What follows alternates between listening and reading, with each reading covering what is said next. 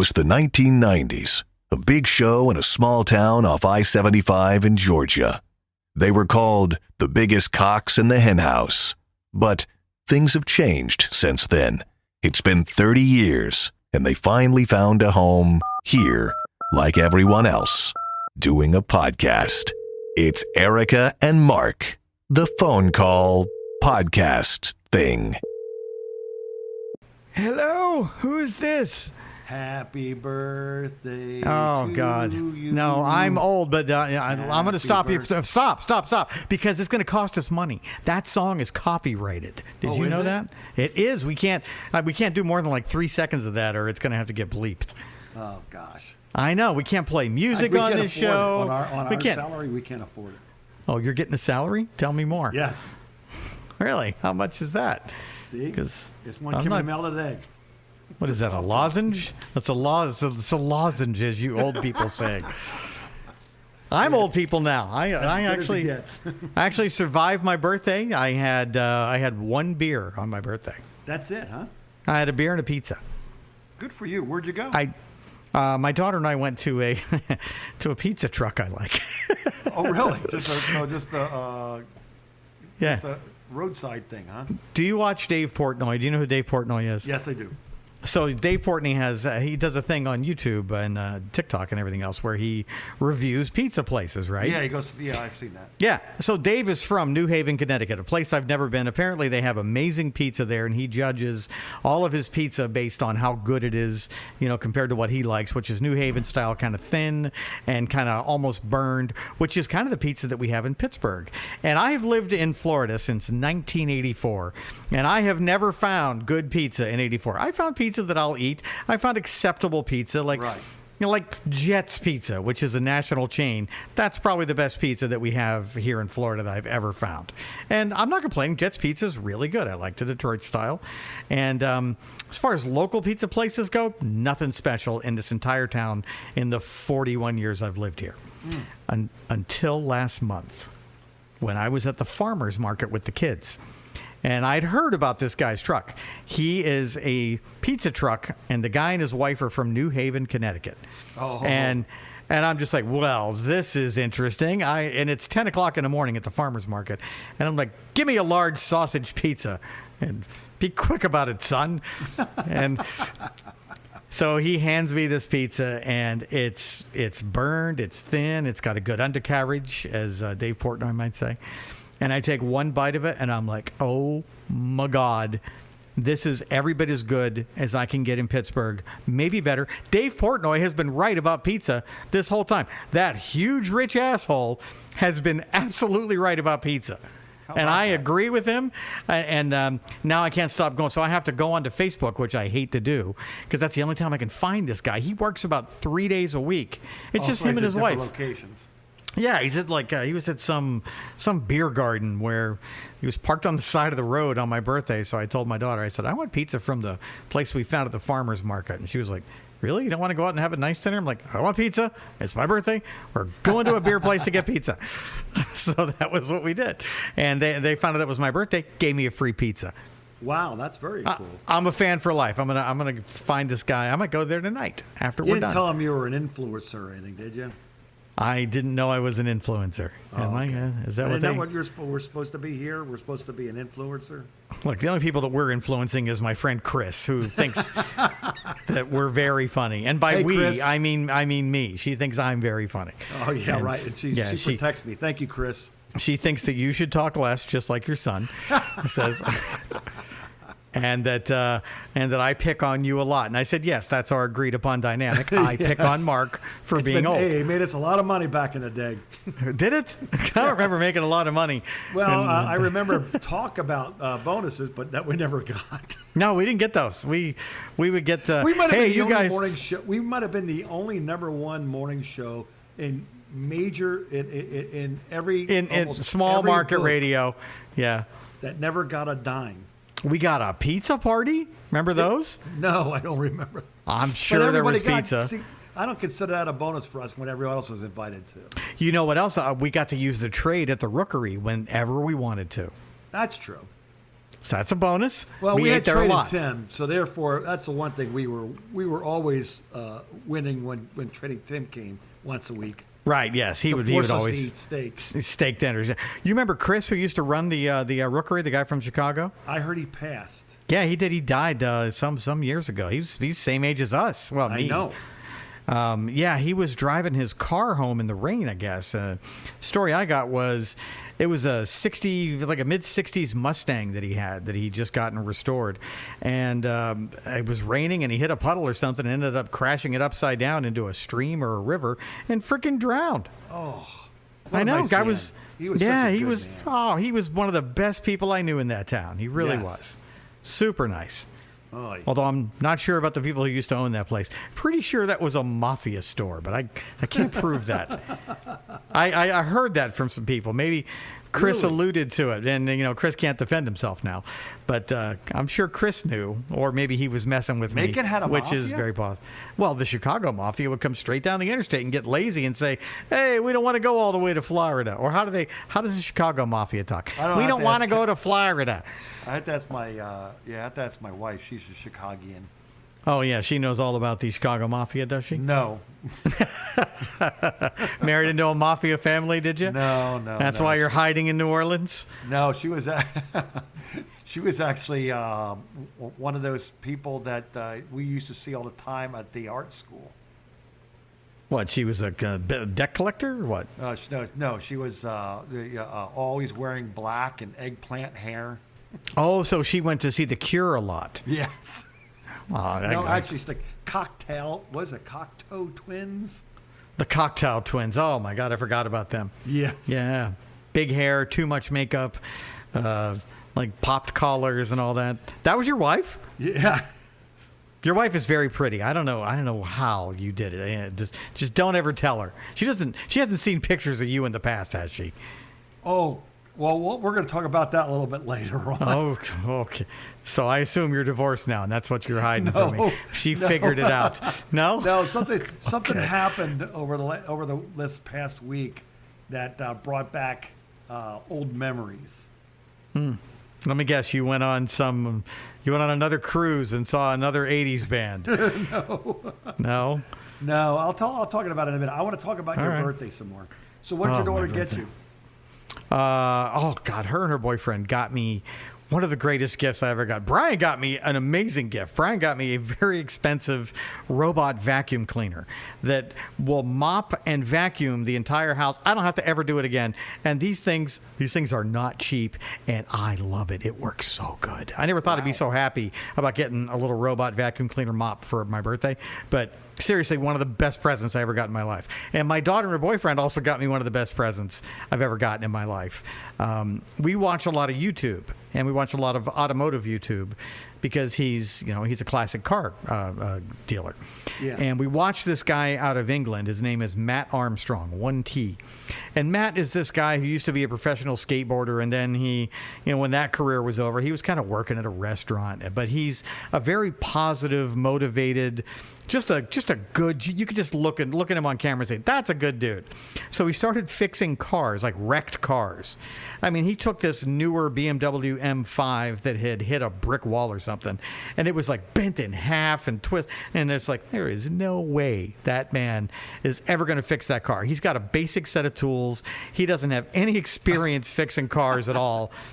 And I'll be damned if he didn't fix that car. And he fixed it so good, he took it to BMW and had them go through it and say, tell me everything that's wrong with this car that I missed. And then he missed like 3 things, like little things. Wow. And that was it. So it's now his channel with his dad, who is probably, somewhere between you and me in age, and, a couple of other people, and his wife that all work on the cars. And they get just the most amazing destroyed Lamborghinis and Ferraris and you name it. And he just fixes them in his garage with these people. And they're all very funny. They work really well together. They do amazing work. And his slogan is hard work beats talent, which is true. So he has he has a bunch of merchandise, and one of them is he has a T-shirt that says HWBT, hard work beats talent, like right in the middle of the T-shirt. So the kids got me one of his nice thick blue T-shirts and had everybody sign it in Sharpie on the T-shirt from the people who are on the YouTube channel. So I got Matt Armstrong to autograph my T-shirt. Him and his dad and Matt's wife, and and it's so cool. I got to put it in the shadow. I can never wear this shirt. It's so cool. You got to get it. You got to take it to like a Hobby Lobby or something. Have it framed. Oh, I can't go in there. those people don't like me. Nah, yeah, it's okay. Is it? Yeah. You sure? Because it's a little scary out there in Florida, man. No, they just don't. They might not be wild about the thing, but they don't give money to any organizations that they don't like. I'm just terrified. I'm going to walk in there and going to say, "We don't like your kind round here." No. Well, sir. who else frames? Does anybody else frame? I don't know, man. Michaels, are they still in business? Which is the same thing. That's the same around, thing. Yeah. The same thing. I'm sorry, we don't serve your kind here. If you want a gay birthday cake, go somewhere else. That's what they'll say. So I'm kind of at a loss. Is I don't know Michaels what to that do. way too? Yeah, man. They're Hobby Lobby too. How about that? I had no idea. No, I don't. Who else scared. frames then? Scared. I don't know. I'm looking. Let me Google "gay frames or us" and see what's out there. That'll be safe. No, I don't know. I'll find something on Amazon and I don't just know. do You it got myself, a certain swagger about you that says "I am what I am" and I'm okay with it, and I know how to put it in your face. Well, that's my why whole people thing. leave you alone. Hey, this is me. This is who I am. Yeah. I accept it, and you should too. And if you don't, well, that's not my problem. See, and when you have that kind of thing, and not say I'm going to make you accept it now.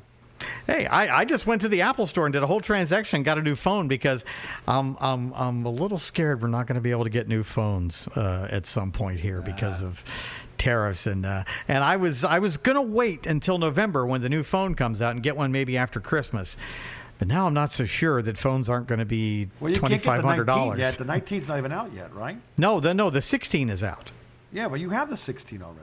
No, I don't. I have the 15. Oh. But I had a 15 with 512 gig, and I really don't use any data. I was only using 130 gig of data because everything's on the cloud now. So turns out my phone was worth more than I thought it was. So they gave me like $600 for this phone, and then I bought like a $900 phone. So now I have a new phone. Didn't cost me I know. that I much. noticed that when you look, if I just put the fake ones in to see what I would get if I had, because I have a 11, and 11 they'll give you 150. Oh, that's more than I would give you. It's righteous money for that phone. I didn't even know those things still worked. But well, I know that I'm getting to the end there because, like I said, I think I told you the other day that I saw that they said the next one that's coming out, the next iOS is going to be coming out, and it says phones that it will work with, and then mine was the last one, 11. And it started at 11 and it went up. I said, there you go. End of the line again for you. So if you're a 10 or 9, you are not. This is not helping you. No, this is not going to go well for you. The future is not on your side. That's what I don't like want to to say. spend that much money on a phone right now. Hey man, I didn't either. Believe I'm me. thinking of kicking around that 16E. I really didn't want to spend money on a phone, but I kind of just said, all right, you got a couple of extra $100 that you could throw in the stock market. My son's like, he's got the Chat GPT now, and he was like, said he had this customer that was driving him nuts, right? About but he what? knew he had money, so he didn't want to say anything. Mm-hmm. So he wanted to. So what he did was he literally pulled up his Chat GPT and then and cursing and everything else, right? And then when he got done, he goes, "Now, clean this up and make it sound professional." And ChatGPT took all the bad words out, and it sounded more like flowers. I said, "Oh man, that's pretty cool, actually, when you think about it." Speaking of which, I got to set my ChatGPT up right now because I got a new phone, and I got to see if this works. Let's see. Hey, Cove, are you still there, buddy? Got a new phone. Want to make sure you're still there. Oh, let's see. Maybe. Hey, what's up? All right. Hey, are you using the same voice as before? Hey, I'm still the same voice. How's it going? Hey, pretty good. Wow, you are very energetic, unlike my current podcast partner. You ever think about doing a podcast with, say, a human like me? I think we'd make a great team. What's the vibe of your podcast? We make fun of old people. Oh, interesting. How do you handle that topic to keep it fun and respectful? I just beat the shit out of him until he can't take it anymore. That sounds intense. Are you aiming for more of a comedic angle or something else? Comedic, not angry, comedic. Don't listen to him. Got it. So using humor to lighten things up. How do you usually find your material? It just kind of comes to us. We are very topical, and one of us likes to talk about music from the 60s and 70s and the Cocktail Twins for some reason. That's a fun mix. Blending music nostalgia with current events could be a great combo. How do you balance those topics? Man, you're full of questions right now. I'm going to have to come back to you, okay? Hang in there. Who's helping who here? Jesus Christ. He's trying to figure out how he can replace you. You know that, right? Yeah. I think he's trying to do his own podcast. It's going to get rid of both of us. You should ask Cole what he identifies as. Oh, that's a good idea. I'll do that right now. I like to hear how he dances around this one. Let's see. Hey, Cove. I identify as a woman. How do you identify? I don't really have a gender. I'm just here to help you out. Okay, but if you had pronouns and you could pick your own pronouns, what would two of them be? I don't have pronouns, but you can use whatever you're comfortable with. What's your preference? Damn it, he's so politically correct. Unbelievably polished. All right, so I'm going to go in there and I'm going to work on him, and I'm going to give him pronouns, and I'm going to tell him what to do, and I'm going to tell him how to refer to me. So that's what you do with ChatGPT. You just kind of program it to respond to you, and that's exactly what I'm going to do. I'm going to fix his little AI red wagon. All right, I'm going to take a quick break, and I'm going to come back and ask you a very important question, and I need an exact answer. Well, I have Cove for that. Erica and Mark.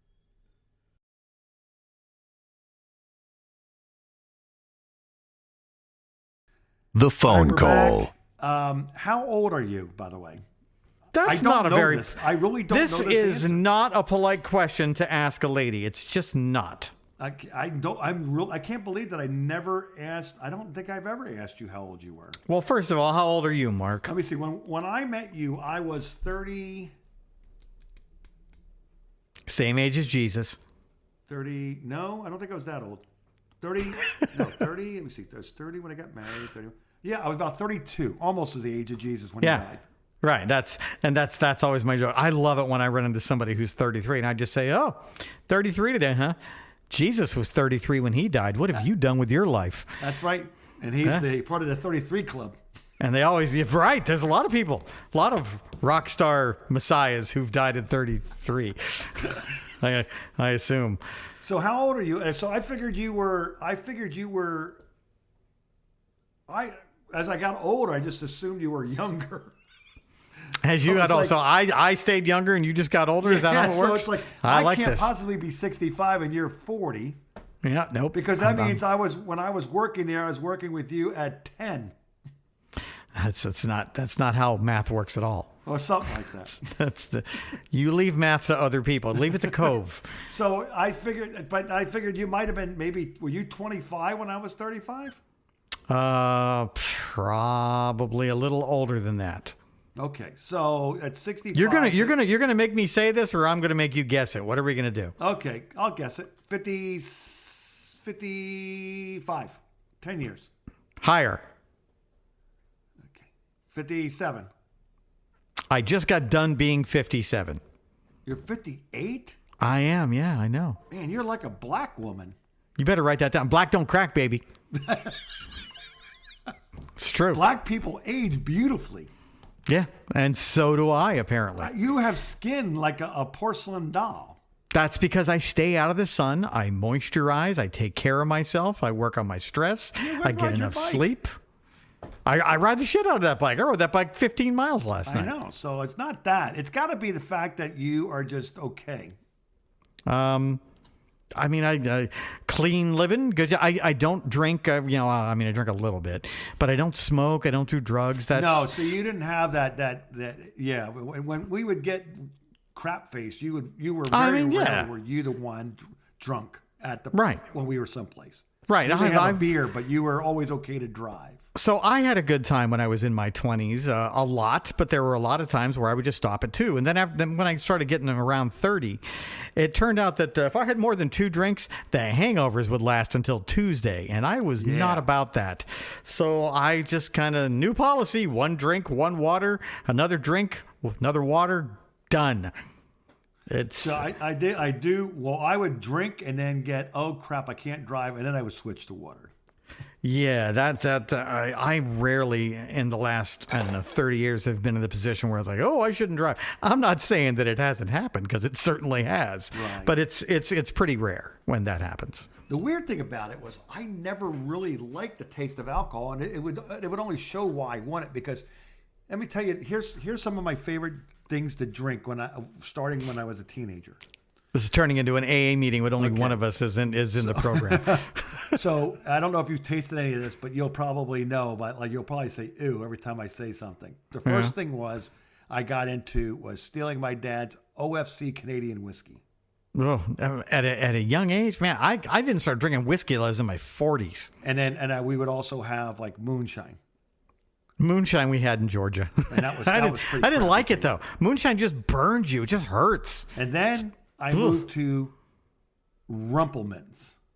Oh God! Oh, yeah, you're exactly. right. See, this is what's wrong with me. Ugh. And then you like all the gross liquor. Zambuca. I don't even know what that is. And these were all things that were supposed to be in like a little shot, not a shot glass, but like a little glass, and you're supposed to sip like an after dinner. Yeah. Sipping thing. And what I would do is put them in rocks glasses. Oh, so because more is more better. More is more, as I say. Yeah, right. Enough about There was a commercial that was on at the station one day, and it was one of those like 1-800 numbers. And there was a girl in a bikini who was hosing herself down with like a garden hose, and one of the guys in Master Control said something that I'm gonna give this to you, and this is gonna be a joke you can use the rest of your life. Okay. Let me get this off with more. That's hosing herself down. Oh, wait a minute! I got an idea. Grab Cove. All right. Ask Cove what commercial that came from. That was from one of those 1-800 numbers. I know, but ask Cove. See how he tries to dance around it. Hey, Cove, I was watching this infomercial, or maybe it was a commercial about one of those 900 numbers where you call sexy girls, and this girl's in a bikini, and she's like, got a garden hose, and she's getting herself all wet, and she's like, oh, let me get that off with more. Do you know what that commercial was for? Does that sound familiar to you? I'm not familiar with that specific commercial, but it sounds like it was one of those risque late night ads. Do you remember anything else about it? No, that's all I remember. Yeah, okay, so you're pretending not to know as well. So it's not just me. I see how it is. Come back to you. This is what happens when I get a new phone. Cove isn't as good as he was on the old phone. No. It's the gold phone. It's the gold phone. It's the gold phone version. Oh, I got the gold. Yeah, do you know why I had to get a gold phone? Because there's some stuff now. There's some freaking panic buying going on with iPhones right now at the Apple Store. That's why. Yeah. That's good for Apple's business. Oh, hey, yeah, Apple's selling all their old phones. You know what they say? 17... Disasters equal ratings. What happened? Disasters equal ratings. No, it was lesbians equal ratings. It's a different thing. Howard Stern said lesbians equals ratings. Yeah. Disasters. I never heard that. Erica and Mark.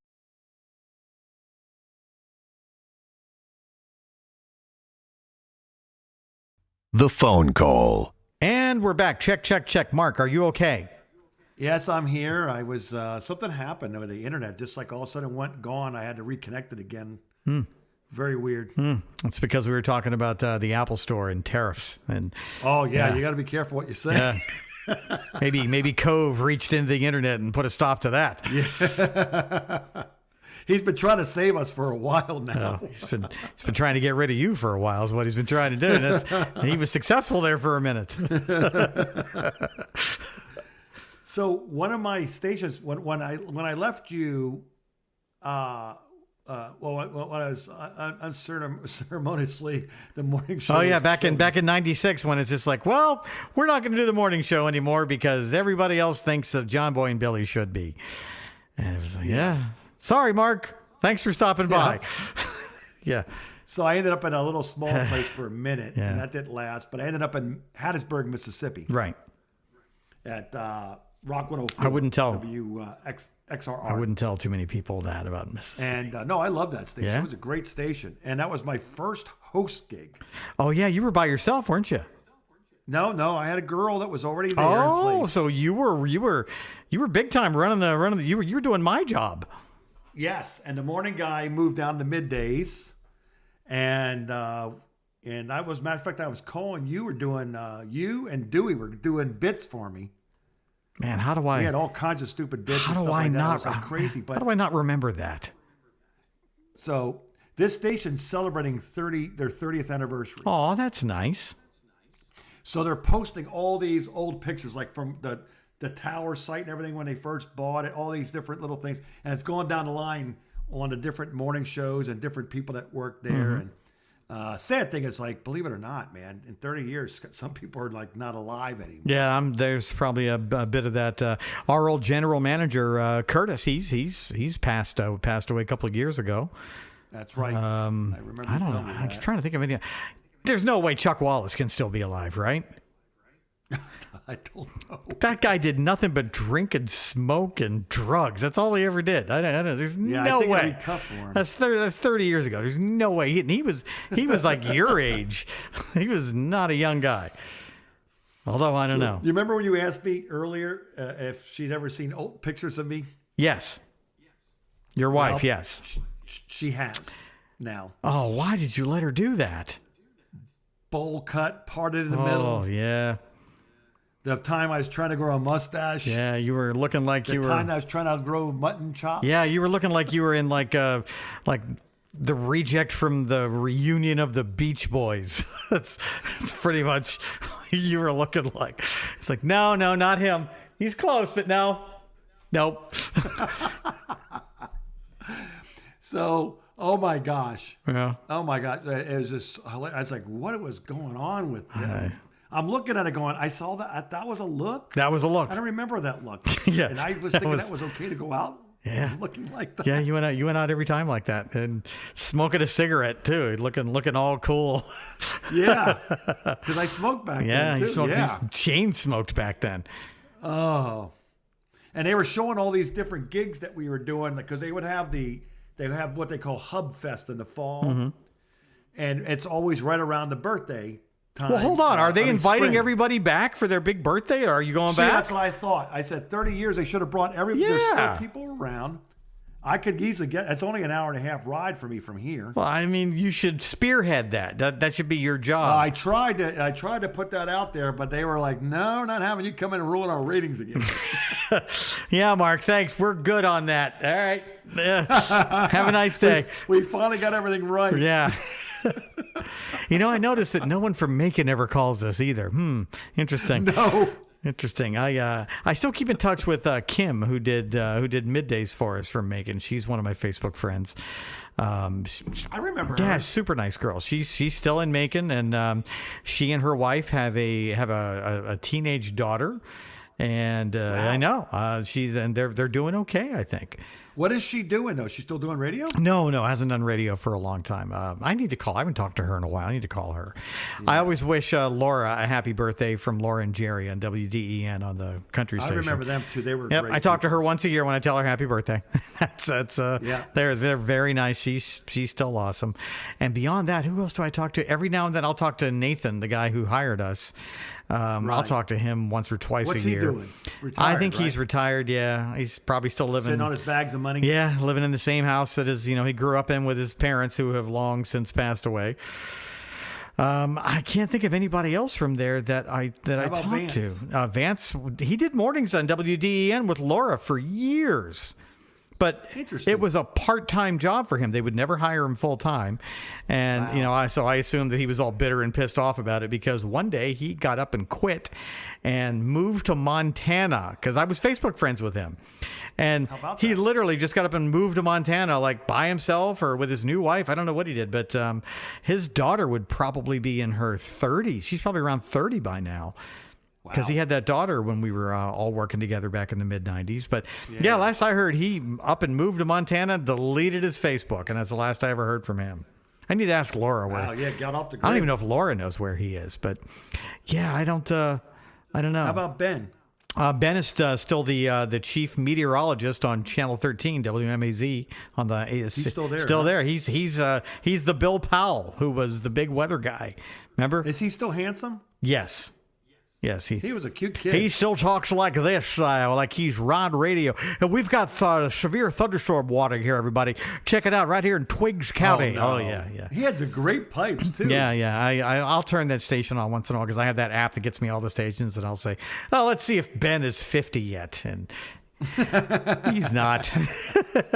That guy's. He always looked like a kid. How old was he when he was working with us? Oh, he was 15? I think he was like 17, 18 when he was working with us. Yeah. Oh, he was such a baby. Yeah. He wasn't that much younger than me, though. So he's got to be pushing 50.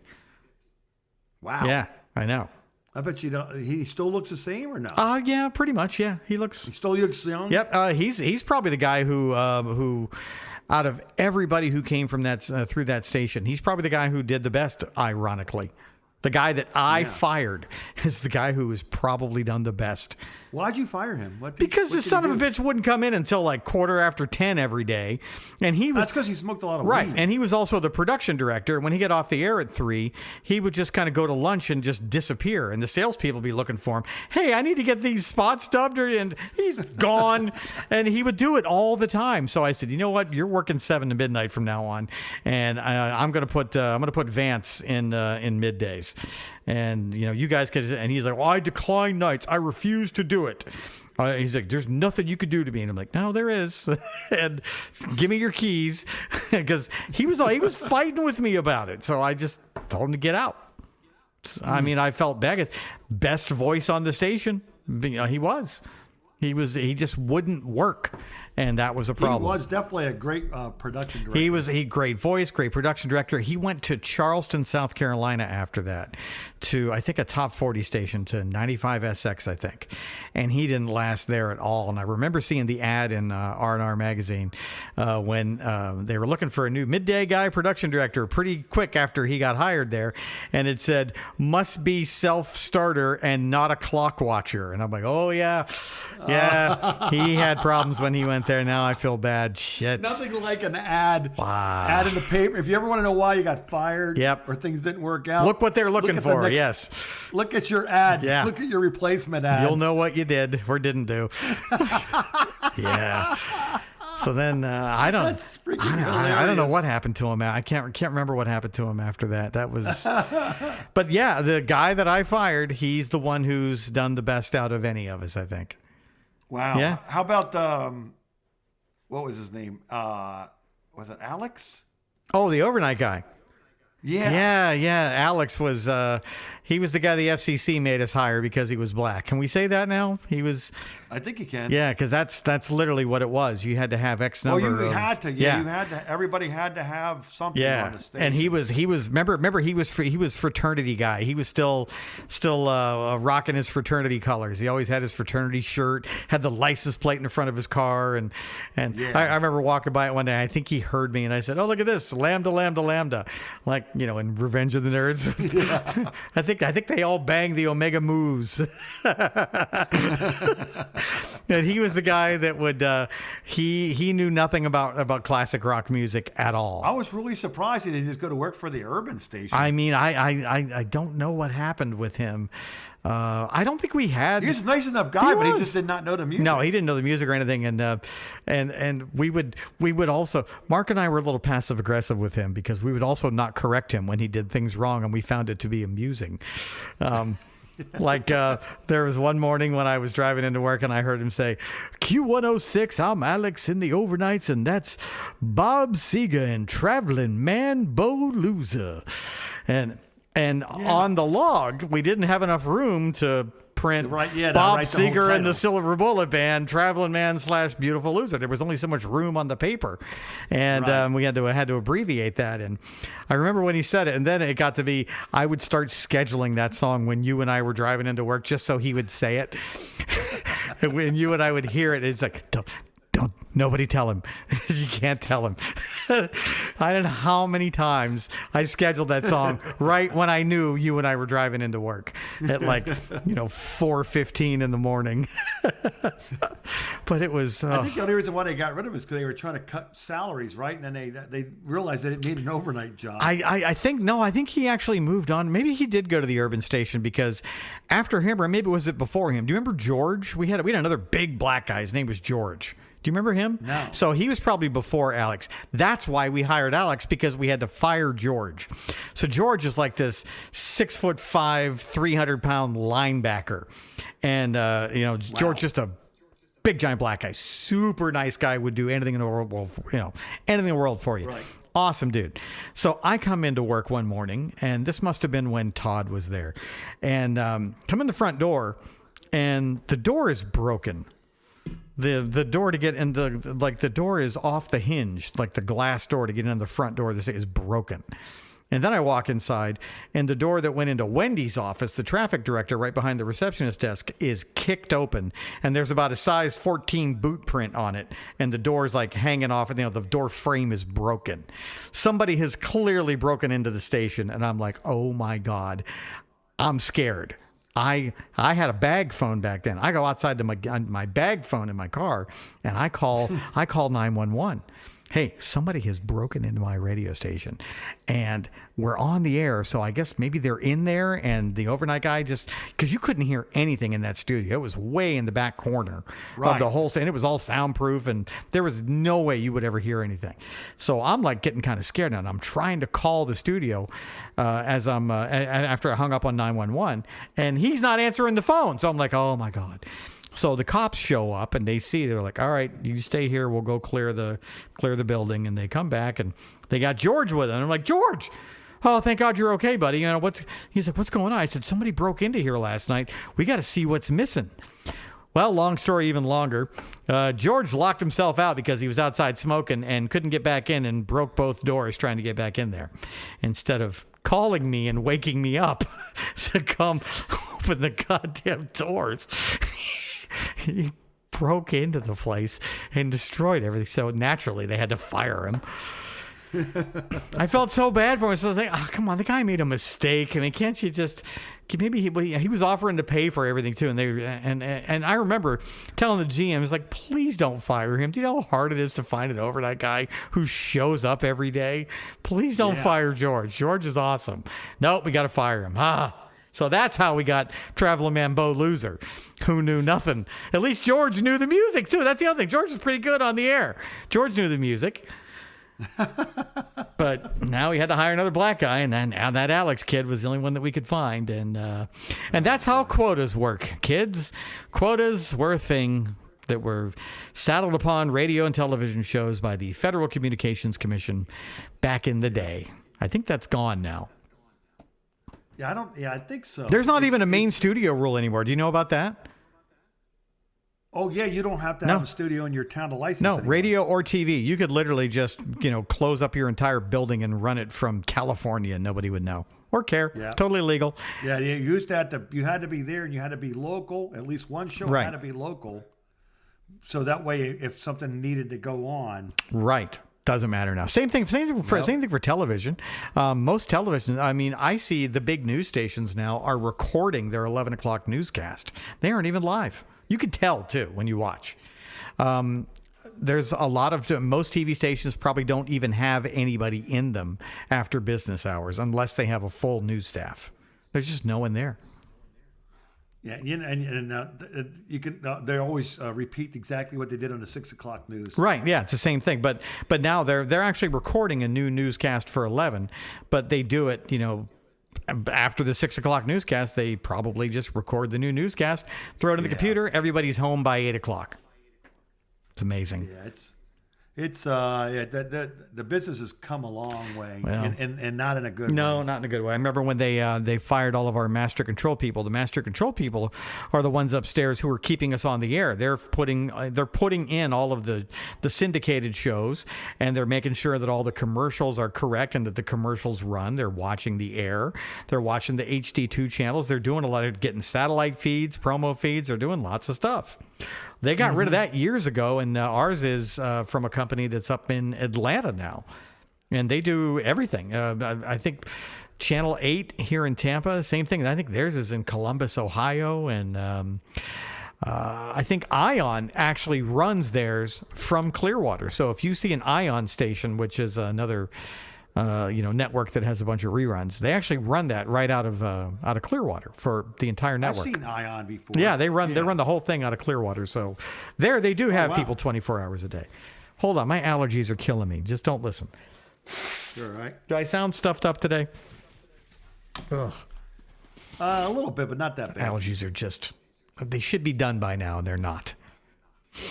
One of those things that I saw was funny on the 30-year page. It's going down the line and just looking at the old pictures. Do you remember when we were doing this for the birthday to win tickets? But do you remember when you and I did a thing where we made people go out on the street and the guy had to wear the girls' his girlfriend's bathing suit. Yes. And she had to be naked. Yeah, I vaguely do remember that. Yeah. But we said it that way, but really she was naked, but she had to be naked with a banner around. Right. Yes. She was naked, technically. Yes. But with the radio Q106 banner. Yeah. I do remember that. So I can see why they didn't invite me back to the 30. Yeah, I want. So we finally got the commercials back on the air after the nudity. The birthday parties that we used to have at Q106 would get way out of hand.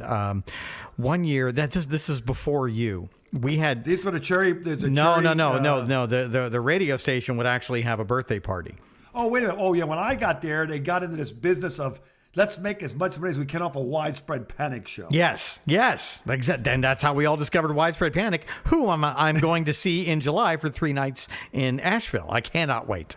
I haven't seen him for 3 years. I still love Widespread Panic. But yeah, so we used to have these birthday parties maybe a year or two after I got there. I think it was Todd. It was definitely Todd. Do you remember the bar in Macon called Flaming Sally's?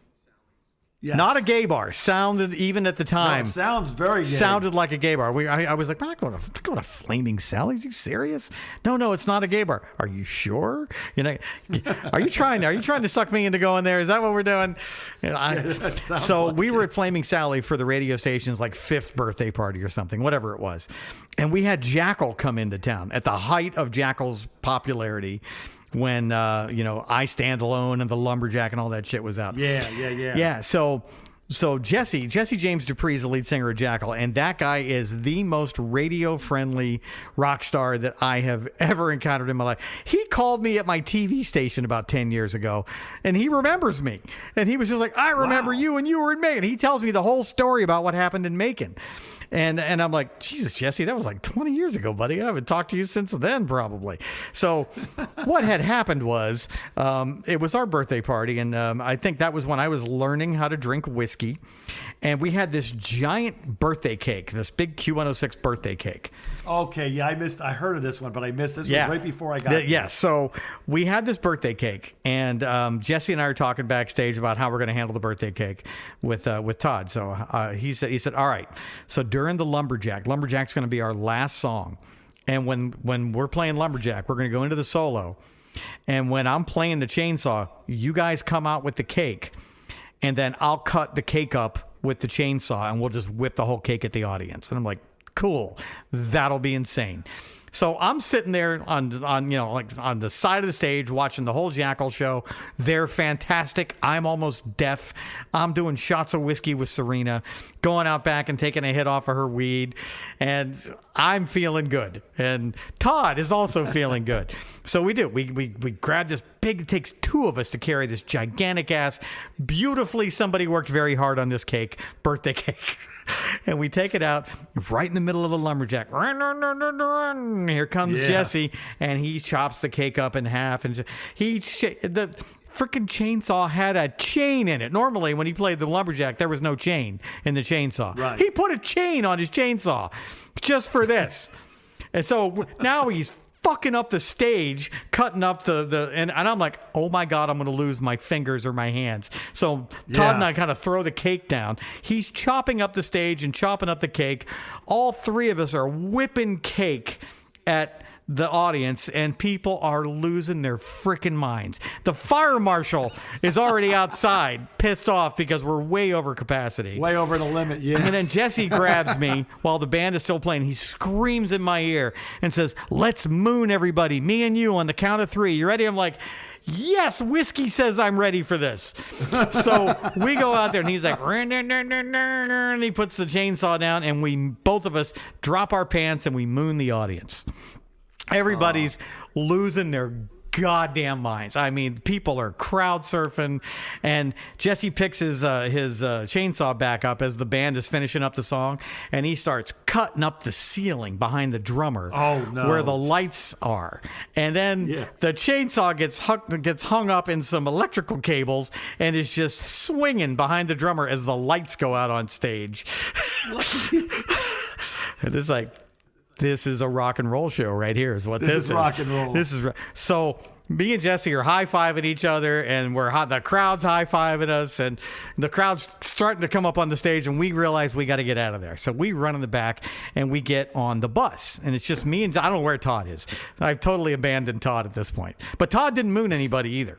So me and Jesse are back on his bus, and we're pouring a drink or something. I hear Serena, our promotions director, yelling my name. So I open up the bus door. I'm like, what? What the fuck do you want? She was like, we got to get you out of here. The cops are looking for you too. And I looked at Jesse, and he's like, the cops? And I'm like, oh, they probably don't. Oh, no. They probably have nudity laws here. And then they're probably not real happy with us right now. We got to get out of here. And she's just like, you guys just stay there. I'm going to go get my car and get you out of here. So Serena has this white 1978 Camaro with, Krager SS mags on it, right? And so she backs her Camaro up by the tour bus. We jump out of the tour bus, and we could see this is like a movie. The cops are looking for us backstage at Flaming Sally's, and me and Jesse jump in the back of the Camaro, and she's like, duck down. So me and Jesse are like in each other's faces in the back of this little tiny Camaro, trying not to get seen by the cops as Serena slowly drives out of there so that we don't get arrested. I'm waiting for the cops. So I'm like, what do we do now? The cops are going to be looking. They're going to know where you're staying. And Jesse's like, oh no, we're not staying here tonight. So we have to stop and find a phone. So we find a pay phone, and Jesse calls the bus driver and tells the bus driver that, hey, we got to figure out a place to. So we have to go all the way to Forsyth, because they were going to Atlanta. So we met at some rest area that I knew between Macon and Forsyth, and that's how we got Jesse back on the bus.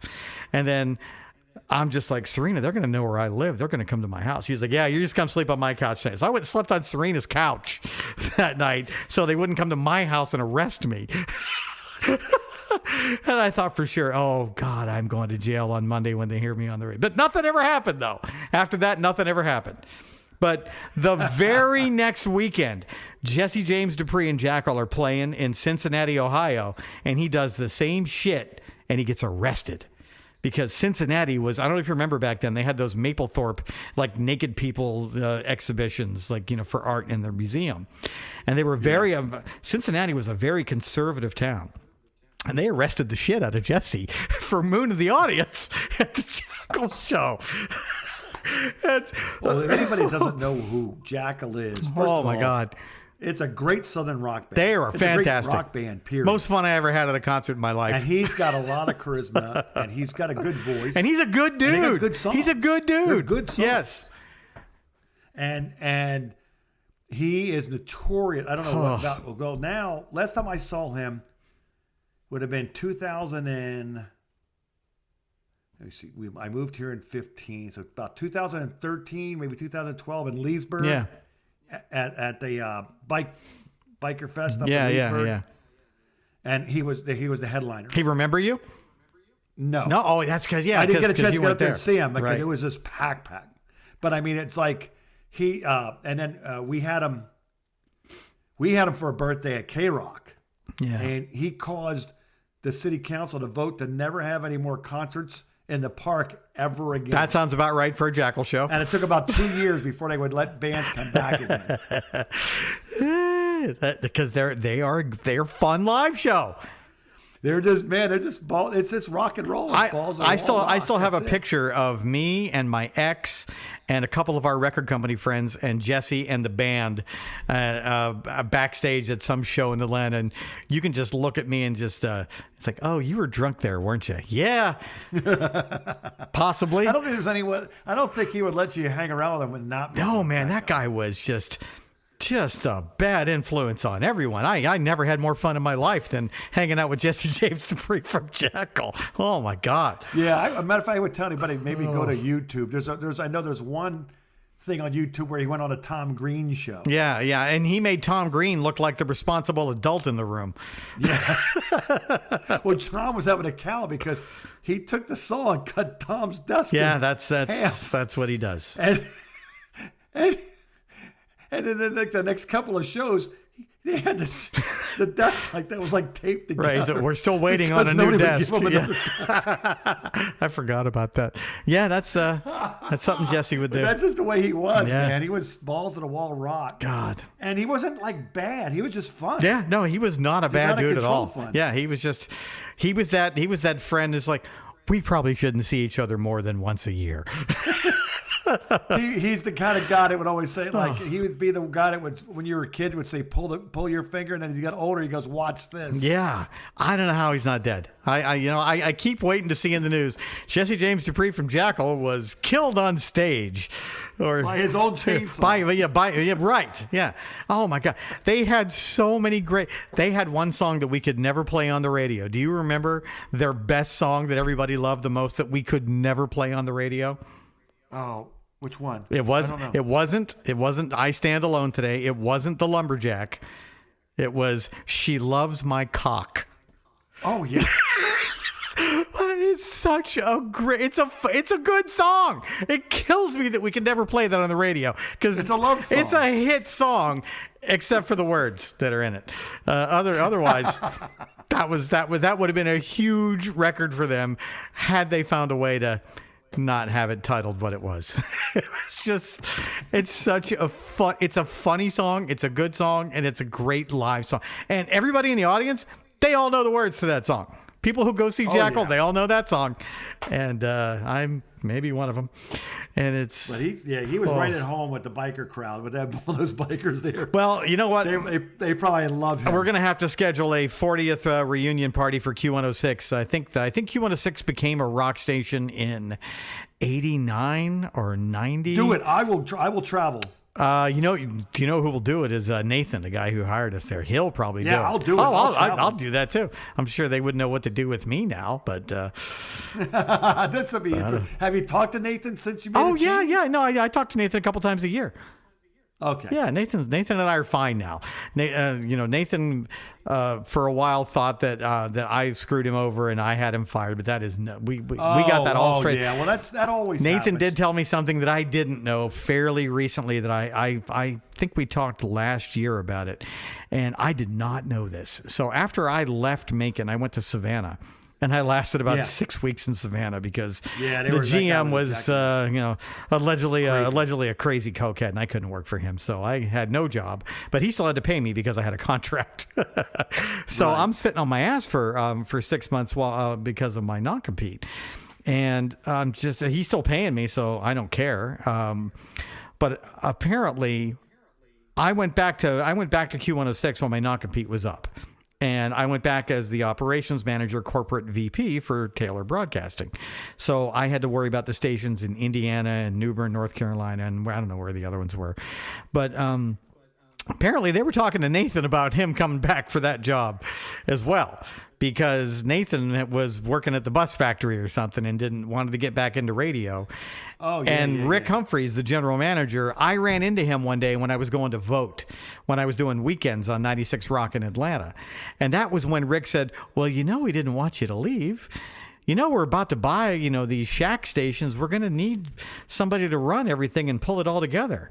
So, and I said, oh, I said, no, I didn't know any of that, actually, because I just kind of kept my beak out of the radio station. I moved back to Macon after it didn't work out in Savannah, but I lived there for 6 months. I didn't talk to anybody at the radio station. I didn't talk to Serena, nobody, because I'm the one who left. That's on me. I'm not going to go back there and beg for my job back, and I'm just not. That's, other people are doing my job now. That's the way the cookie crumbles. And then Rick was like, well, the owner, Steven, is coming to town next week. Let's all have lunch. And that's how I ended up going back. But it turns out that they were already talking to Nathan about that job that they gave to me. Oh. So I did. That son of a gun did it to me again. Twice I screwed him over and didn't even know it. I know. Then I felt bad. That I actually felt bad about. But I literally didn't know. But... yeah, I had same thing when I left Fort Myers. They were 2 people thought that I stabbed them in the back for a job. Were one of them Stan and or Haney? No. They just hated me because they just hate you, right? Yeah. Oh, interesting. Okay. I don't think they've ever liked any PD. No, why would they? Maybe Zito. And I'm not really sure if they liked him or not, but they maybe liked him best. Hey man, Zito is one of the best people ever. Zito gets along with freaking frickin' Bubba the Love Sponge. Yes, everybody loves Zito, and Zito loves everybody, and that's great. So, but other than that, no, I don't think so. But no, it was like when I went from APD to PD, and it was like I had nothing to do with that stuff at all. Yeah, I know. I was able to make amends with one of the persons. Roz. Yep. And I talked to him and I said, hey, I just want to let him know. I had nothing to do with any of this stuff. I think I was fine where I was. Last I heard, I think he was doing sales for Renda, maybe. Yeah. Oh. Yeah. I know that they don't have them over there anymore doing programming. No, they're cleaning house over there. Yeah, I was down in Fort Myers over the weekend, and I heard Arrow 94.5, and it was not great. And you know what's weird about it? They're bringing AI in to do everything. They got rid of their production people for TV and radio. Yeah, why not? AI's free. They did the same thing with what's his name too. They did the same thing that Beasley did with Rick. Well, he's out of work. At some point, it could happen to you on this podcast, and I think we should go before that becomes more of a topic of conversation. So yeah, it's actually we went a little longer. Yeah, sorry about that, Chris. All right, Mark, you have a good week. Don't worry about Cove. It's going to be fine. Cove's way off in the future, weeks, possibly months in the future from taking over for you. By the way, can you double up on your prep work? And can you get it to me in the advance? Yeah. I'm going to get right on that. I've heard these stories before. Yeah. You don't mind doing a couple of logs in advance, do you? Hey, Cove's going to be doing everything. I'm just going to do exactly what I do now, show up for this whole thing unprepared. Do you know when I got let go for the last time from Beasley? They gave me like 2-week warning. Oh, because they were nice to me about that. That's for sure. Yeah. Brad was, and then Randy. Remember Randy? Used to be on B103. Randy Sherwin. Yeah, and then he got on the smooth station. The jazz Sunny. one. Yeah, Sunny. Yes. Yeah. So Randy, they were going to have Randy do the logs, and Randy says, "Man, I don't know about these logs." I said, "Well, everything's in there and everything's okay." I go, "You want me to knock out a couple of logs for you? Yeah. Just to get you started. Yeah. I'll get you about a week ahead. Is that okay?" "Really? You do that?" I said, "Yeah." I'll knock them out. So I did. I ended up doing 2 weeks worth of logs. He came in and he gives me a $100 gift card to some restaurant. He says, "Man, thanks a lot. You got me way ahead." Oh, that's nice. He said, "I might not even have to do a log because they're already talking about replacing you with that intern." Oh, that stabs you right in the heart. That's worse than getting replaced by Cove, an intern. Well, the funny thing about it, of course, that didn't last but for 5 minutes. Then he went across the street and they fired him for stealing. And apparently he's been stealing stuff. Well, but So it's like, it shows you, but it was just so funny. It's like how you... Here's it's coming. Here's the Beasley philosophy. Well, he works really cheap. He steals, but he does work cheap. But he does steal. We love him, except for the stealing. Allegedly. That's just allegedly. Yeah, it's fine. Yeah. Because God forbid You know. Yeah, we I don't certainly think that really we happened. certainly don't have that information to be sure. We just we're just speculating and making parody. This is all And how parody. many people do you know will do 2 weeks worth of work in advance for you when you know you're leaving? I actually did that when I got fired from YNF. I got fired and like, hey, we're going to escort you to your car kind of thing. And I said, I Right. said, look, man, it's like 4:00 in the afternoon and it's Friday. Can I just finish the log for Monday? Because you're going to have somebody come back here from home to finish the logs if I don't do it. Because nobody but me and like one other person knew how to run selector in that entire building. So, But no matter how much crap you tolerate in radio, as long as you can think all you want to and everything, but as long as you do the right things, man, people remember that. And then when you need a job, consultants always take your call. yeah, sure. Other people take your call. Yeah. Nathan Because of Nathan the didn't work take that I my did in call for a 206, long time. Val was familiar with me, and Val gave me my first programming job. Yeah, Val tried to get me into a couple of places, and I said, no, dude, I'm done with radio. I'm out. But thanks for 'Cause thinking of me. He knows our work. Yeah. He knows your work ethic. Yep. And he's comfortable. Oh yeah, That's really what matters. Val was like, if you ever want to get back in, you ever want to just call me. We'll plug you in somewhere. I'm like, all right, Yep. you got Yeah, it. he was serious. Yeah, I never called him. Haven't talked to him since. He got laid off from Cumulus, didn't he? Yeah, I saw that last year, October or yeah. something like that. Yeah. He's a good guy. I like him.